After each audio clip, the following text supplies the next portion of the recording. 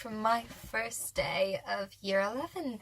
So today I thought I'd give you guys an insight to year 10 and the advice to give you, as I know that when I was going into year 10 I wish that I knew and had got started on a few things back then, just to have helped my year 11 process as going into there now.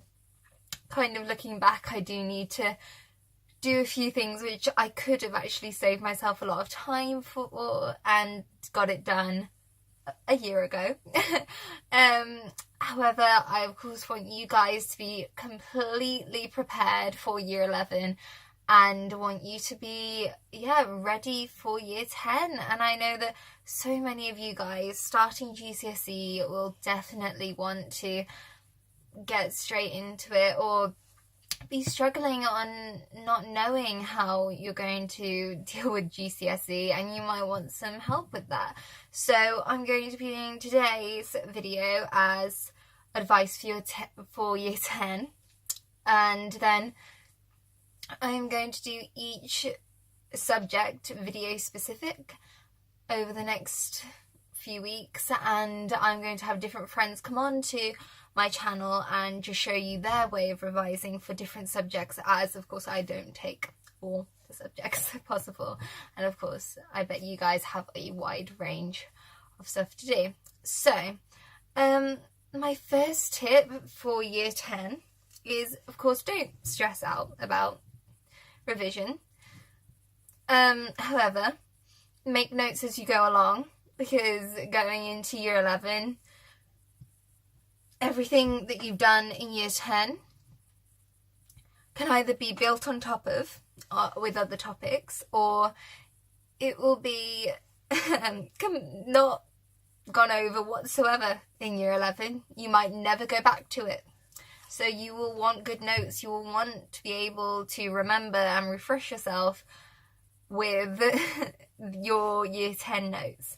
So that's definitely one. Make sure that you understand everything as you're going along, because once you get into the next year, it's go, go, go, and you really don't have too much time to be spending on stuff you did about a year ago, unless you are dedicating yourself to doing like a few hours just recapping the previous year. However, I would recommend doing this as well. So step 2 would definitely be to just make sure that you're prepared for the for your mocks. So your mocks in the end of the year, revise for them. And I know that they're not very important. I know that in the large scale of things, you're thinking, well, I've got them in November, I've got them in Easter, and you've got all this time and all this work, you've got the summer, you've got all of this time to do stuff. However, your revision from your mocks is so helpful. For example, our school has redone our math mocks now in September, so tomorrow, and one of my friends said to me today, so I'm just using my revision sources from my previous mock and some other things as well.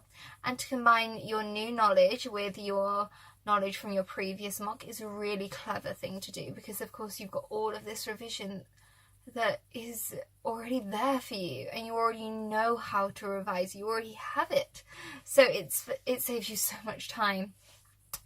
So it works. And it's definitely a good thing to have, because when you come to November and you've got a lot of subjects to revise for, you're going to already have like all of this stuff from the summer. So just bear that in mind for when you get closer, of course, to the mocks.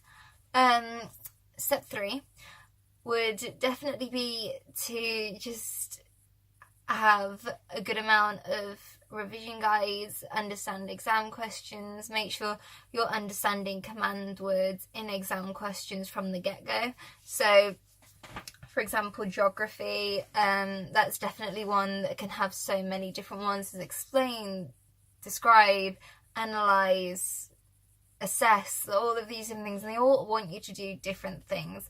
They may sound very similar, However, different ones have different marks, and it doesn't catch up with you until your exams, when it shows you such a difference. So I would really recommend that.